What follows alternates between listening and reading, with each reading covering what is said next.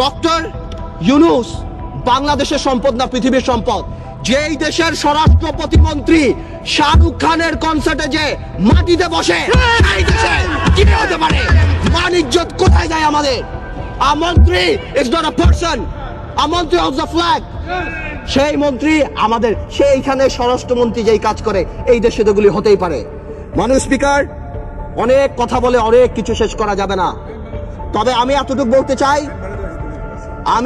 বলতে চাই ডেমোক্রেসির সাথে গুড গভর্নেন্স থাকতে হবে, মোরালিটি থাকতে হবে।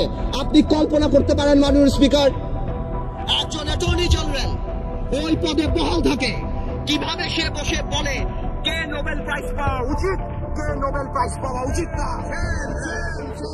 এটা অসম্ভব।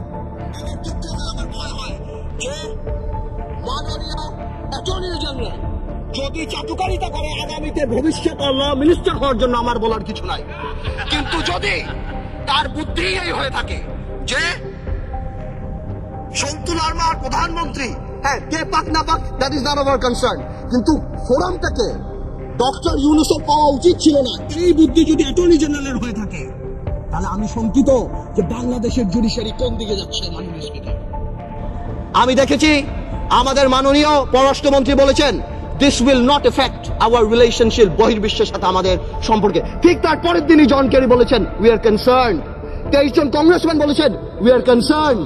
বহির্বিশ্ব ফোন উঠে ঝগড়া করবে না, এটা তাদের diplomatic language, that we are concerned, we are looking into the matter।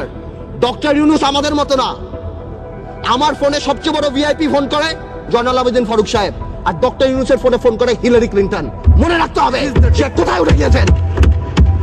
Doctor ইউনূসের এই ব্যাপারটা অ্যামিকেবলি সেটেল করা যেত।